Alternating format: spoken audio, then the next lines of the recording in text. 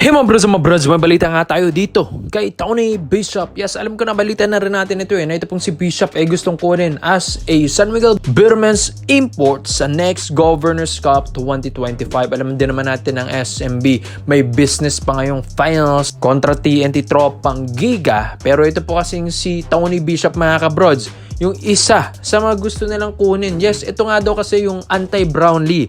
Ito pong si Tony Bishop nung ito ay naglalaro dati ng Meralco Bolts kung saan doon ito nakilala na isa sa mga naging kalaban ni Brownlee at nahirapan ito. Kaya yung gusto nilang kunin sa paparating na Governors Cup 2025 dahil yung skills na ito hindi rin naman nagkakalayo kay Justin Brownlee. And yung edad din naman na ito mga kabrods, 36 din. Yes, halos kasabayan lang talaga ito ni Justin Brownlee mga kabrods. Tapos ito, last year lang din naglaro ng Vaqueros de Bayamon. Ito pong si Tony Bishop, hindi rin natin sure kung hanggang ngayon naglalaro at under contract pa rin ito ng Vaqueros de Bayamon. Yes, alam din naman natin na ito pong si Bishop ay hindi rin ito gusto yung nababakante every year. Yes, alam din naman natin na itong sa Puerto Rico naglalaro ito pong si Tony Bishop. Pero ayon din sa mga reports and rumors na ito na pala yung isa sa mga minamat at mini-message. Ayon din sa mga reports and rumors mini-message ng San Miguel Beermen Management mga kabrods. Ito pong si Tony Bishop. In terms of skills kasi, pwede.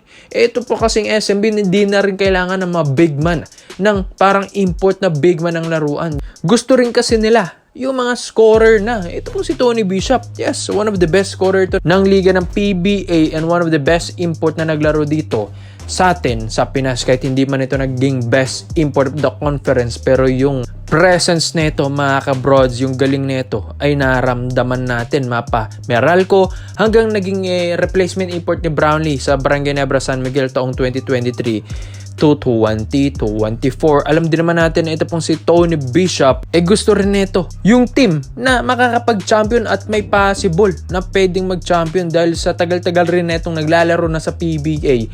Gusto rin nito makakuha ng kampeonato, kaya yung SMB yung gusto rin isa sa mga pwedeng mapuntahan ni Bishop mga kabrods. Ginebra nga, tuwang-tuwa na siya doon nung napunta siya ng Ginebra dahil karangalan nga yun. Pero itong SMB, ibang kwentuhan na ito mga brods. Sabi nga nila, napaka-deep kasi ng bench ng SMB kaysa daw sa Barangay Ginebra San Miguel. Kaya kung dito mapunta, ito pong 6'6" or 6'7" na ito pong si Tony Bishop mga kabrods, ay pwede.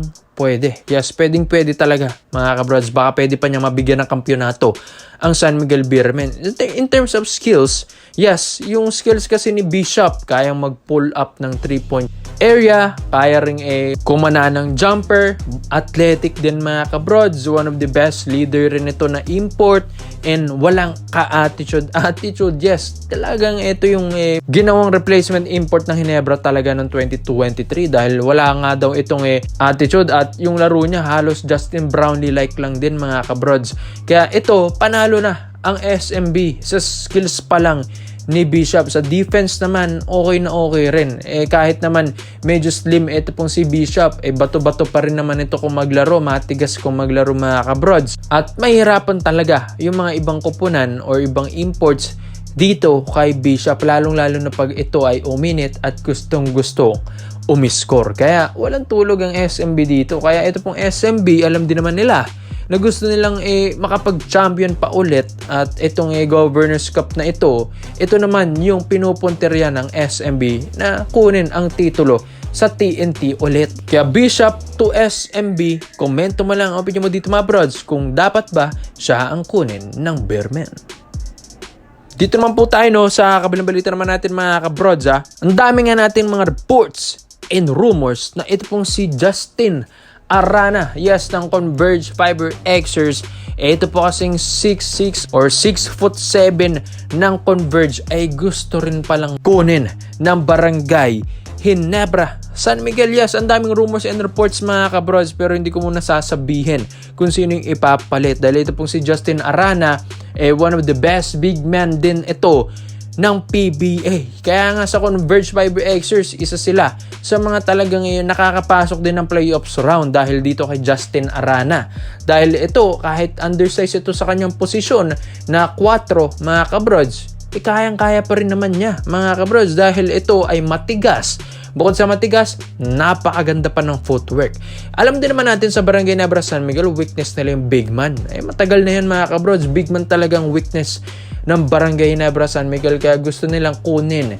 Ito pong si Justin Arana. So dito na nga tayo papasok. Kung si Justin Arana ang kukunin ng Ginebra, sino naman ang bibitawan nila? Sa dami ng mga reports and rumors natin, ito na nga, Jamie Malonzo, and ito pong si Isaac Go. Yan ay ayon sa mga reports and rumors natin na yes, in exchange of Justin Arana. So, dalawang ito okay na pero bakit daw si Malonzo pa? Isa rin naman ito sa mga gumagawa rin ngayong season bago ito na-eliminate ng SMB. Pero wala ganun talaga mga kabrods. Ito pong sila Malonzo and Isaac Go, hindi rin naman ito consistent din na mga wings ni Coach Tim Con. Kaya siguro ito yung nare-reports and rumors na possible talaga si Justin Arana ang makukuha talaga nila in exchange dun sa dalawang iyon.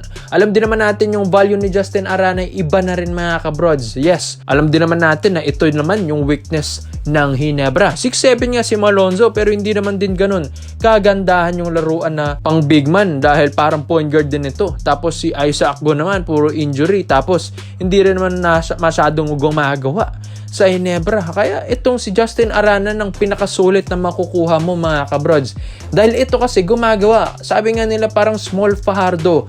Ito pong si Justin Arana siguro ako mas tumangkad-tangkad lang talaga ito. May katapat na talaga si Dakraken Pero 6'6 ito, parang Vic Manuel din kung maglaro. Pero mas malaking Vic Manuel at mas bata, mas magandang footwork, magandang skills.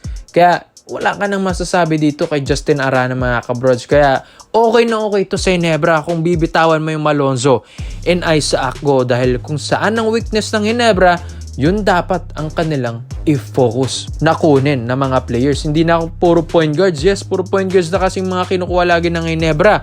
Hindi na nila or nakakaligtaan na nila yung big man department.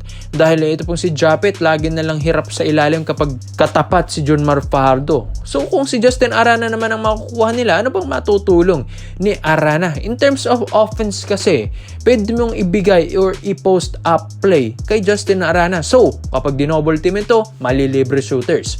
Tapos ito pong si Justin Arana, hindi lang din naman pang post up ito. May mga offensive basket din ito, may mga one-hand shot din ito, may jumper rin mga kabrods, magandang free throw shot din nito, at physical na player ito. Kasi kahit import mga kabrods, talagang mabibigyan ka ni Justin Arana. Yan nga kagandahan dito sa player na ito. Kumbaga big man na big man talagang laruan. Sa defense naman, makakatulong dahil ang tigas kasi ng laruan ni Justin Arana. So, kapag ito binadi-body mo, mahihirapan ka din dahil bukod sa matigas na, malapad-lapad pa yung katawan. So, yan yung mga matutulong ni Arana sa Ginebra. Kaya mga kabrods, ito pong trade na ito ay okay na okay para sa Ginebra. Wala rin namang talo, wala rin namang panalo. Kumbaga quits lang sila mga kabrods. Kaya ikaw mga brods Justin Arana to Barangay Nebra San Miguel in exchange of Jamie Malonzo and Isaac Go. Comment mo na po nyo dito mga brods at isa-isa natin. Salamat po sa panonood mga brods. This is Kings Basketball.